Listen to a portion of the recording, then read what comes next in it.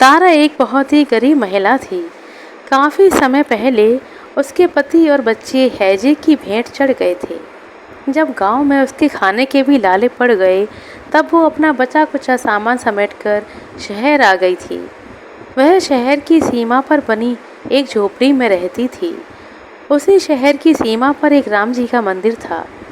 छोटी जाति की होने के कारण उसका मंदिर के अंदर आना जाना मना था। इसलिए वह उस राम मंदिर की सीढ़ियों और उसके आसपास की सफाई करके अपना पेट भरा करती थी। कुछ दिनों के बाद रामनवमी थी। इस उत्सव की तैयारी के लिए मंदिर की साफ सफाई और सजावट का कार्य तेजी से चल रहा था। बेचारी तारा की समझ में नहीं आ रहा था कि यह सब क्या हो रहा है। आखिर हार कर वह साथ काम करने वाले आदमी से पूछ बैठी, यह सब क्या हो रहा है? इतनी सजावट क्यों की जा रही है? उस आदमी ने बताया, अरे पगली, तुझे नहीं पता, रामनवमी आने वाली है, इसलिए मंदिर की इतनी साफ सफाई और सजावट का काम चल रहा है। तारा ने उस आदमी से पूछा, यह रामनवमी क्या होती है भैया? उस आदमी ने कहा कि तू तो सच में बहुत भोली है। रामनवमी एक बहुत बड़ा त्यौहार है। इस दिन भगवान श्री राम का जन्म हुआ था। उनके जन्मदिन को धूमधाम से मनाने के लिए रामनवमी वाले दिन हर साल रामलला की झांकी निकलती है। वह सब घरों में जाते हैं और वहाँ लोग उनकी आरती उतारते हैं, उन्हें प्रसाद खिलाते हैं। कई सालों से ऐसी परंपरा चली आ रही है। बात तारा की समझ में आ गई। वह फिर से अपने काम में लग गई, लेकिन उसके मन में भी रामलला के दर्शन की इच्छा जागृत हो गई थी। उसके मन में अब दिन रात रामलला का ही ख्याल रहता था। रामनवमी में अभी 2 दिन बाकी थे।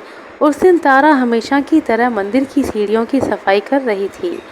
उस दिन मंदिर में पंडित जी भक्तों को राम कथा सुना रहे थे। तारा मंदिर के अंदर नहीं जा सकती थी, मगर पंडित जी की आवाज़ उसके कानों में साफ साफ सुनाई दे रही थी। पंडित श्री राम कथा के शबरी का प्रसंग बताते हुए कह रहे थे कि शबरी रोज अपने द्वार को सजाती और सड़क से लेकर अपने घर के दरवाजे तक फूल बिछाती थी। वह भगवान को भोग लगाने के लिए रोज अपनी बगिया से मीठे मीठे बेर तोड़कर लाती थी। भगवान को खाने में कोई बेर खट्टा ना निकल जाए, इसलिए वह उन बेरों को स्वयं चक्कर रखती थी। उसकी यह हरकत देखकर लोग उसे पागल कहा करते थे।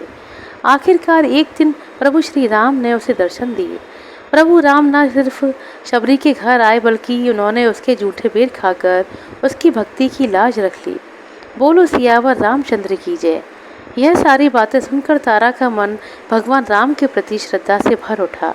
उसके मन में रामलला के दर्शन की भावना और ज़्यादा तेज हो गई। 2 दिन के बाद रामनवमी भी आ गई।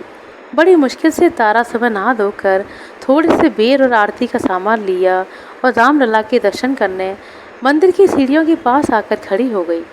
रामलला की झांकी निकलने वाली थी। तारा भी सभी की तरह रामलला के दर्शन और आरती करना चाहती थी। तभी मंदिर के सेवकों की नज़र तारा पर पड़ी। उनमें से एक सेवक ने उसे फटकार लगाते हुए कहा, अरे यो कमबख्त, रामलला की झांकी निकलने वाली है, तू जा यहाँ से। तारा बोली, भैया मैं भी तो रामलला के दर्शन और उनकी आरती करना चाहती हूँ। सेवक बोला, पागल हो गई है क्या? रामलला की आरती पंडित जी और शहर के बड़े बड़े लोग करते हैं, जिनके दान से यह मंदिर चलता है। तू जा, चली जाए यहाँ से, तू आरती नहीं कर सकती। जब झांकी वापस आ जाए तो आकर प्रसाद खा जाना। तारा विनम्र भाव से बोली, मगर प्रभु की नज़र में तो सब बराबर होते हैं, तो फिर मैं उनके दर्शन और आरती क्यों नहीं कर सकती? उनमें से दूसरा सेवक बोला, देख तारा, तू अभी अपने घर जा। जब झांकी निकलती है तब रामलला सबके घरों में आते हैं, वह तेरे घर भी जरूर आएंगे। तू वहीं उनके दर्शन भी कर लेना और आरती भी उतार लेना। मगर अभी तू यहाँ से नहीं गई तो तेरी नौकरी भी चली जाएगी और हमें भी काम से निकाल दिया जाएगा। तारा निराश होकर अपने घर वापस आ गई। शबरी की तरह उसने अपने घर को साफ सुथरा ही नहीं किया, बल्कि अपनी झोपड़ी के द्वार से लेकर सड़क तक फूल भी बिछा दिए। उसे ऐसा करते देख आसपास के लोग तरह तरह की बातें बनाने लगी। वह इस प्रकार बोल रही थी, लगता है यह पागल हो गई है। यह सुबह सुबह मंदिर गई थी, लगता है वहाँ इसे किसी ने भगवान के दर्शन नहीं करने दिए, इसलिए यह सदमा लग गया है इसको। छोड़ो भाई इसे इसके हाल पर, काम पर चलो, देर हो रही है। शाम तक इसका फितूर उतर जाएगा। इतना कह के लोग वहाँ से चले गए। तारा सब तैयारियां करके सुबह से शाम तक रामलला का इंतजार करती रही। सुबह से शाम हो गई मगर कोई नहीं आया। वह सोचने लगी, कहीं उन लोगों ने मुझे झूठ तो नहीं बताया। नहीं नहीं, प्रभु के घर में देर है मगर अंधेर नहीं है। मेरे प्रभु राम जरूर आएंगे। सुबह से शाम, शाम से रात हो गई। वह उसी तरह इंतजार में सारी रात द्वार पर बैठी रही। यहाँ तक कि सारी रात बीत गई, सुबह होने को आ गई। तारा की आँख कुछ देर के लिए लग गई। तभी अचानक उसके कानों में एक आहट सी आई।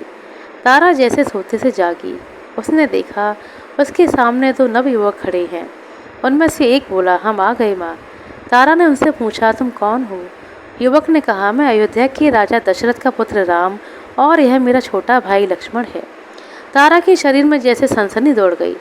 वह हाथ जोड़कर लड़खड़ाते स्वर में बोली, प्रभु आप आ गए, बहुत देर कर दी आने में। राम जी ने कहा, हाँ माँ, आज बहुत देर हो गई। इसके बाद तारा राम और लक्ष्मण जी की आरती उतारती है और फिर प्रेम से उन्हें बेर का भोग लगाती है। राम और लक्ष्मण प्रेम से तारा के दिए हुए बेर खाते हैं और तारा उन्हें प्रसन्नता से देखती रहती है। सुबह बस होने ही वाली थी कि इस बीच तारा की आंख पूरी तरह लग जाती है। सुबह जब तारा उठती है तो खुद से कहती है, क्या यह सब एक सपना था या रामलला स्वयं मेरी झोपड़ी में आए थे? अभी वह सोच ही रही थी, तभी उसकी नज़र बेर वाले बर्तन पर पड़ती है। उसमें बेरों की जगह ढेर सारे हीरे मोती और मणियाँ जगमगा रहे थे। तारा के मन में अब किसी प्रकार का संदेह नहीं था। उसे पूरा विश्वास हो गया था कि शबरी की तरह प्रभु राम ने उसकी भक्ति की लाज रखी। तारा ने उन मणियों और जवाहरातों में से एक दो अपने जीवन यापन के लिए रखकर शेष सारी धनराशि मंदिर को दान में दे दी, जिससे शहर के अनाथ बच्चों, गरीब, बेसहारा और बूढ़े लोगों के भोजन और रहने की व्यवस्था की जा सके। वह मंदिर आज भी वही है। आज भी वहाँ तारा की मूर्ति मंदिर की सीढ़ियों के पास लगी है। रामलला के दर्शन के बाद लोग उस मूर्ति के दर्शन भी करते हैं। वहाँ गरीब और दुखी लोग तारा का नाम लेकर आते हैं और सभी तरह की सुविधा पाते हैं। आशा करते हैं दोस्तों आपको हमारे द्वारा सुनाई गई है कहानी अच्छी लगी होगी। कहानी पसंद आई हो तो कृपया लाइक कर दें, शेयर कर दें। चैनल पर नए हैं तो सब्सक्राइब कर दें। अपना कीमती समय देने के लिए बहुत बहुत धन्यवाद। मिलते हैं अगली वीडियो में, तब तक के लिए नमस्कार।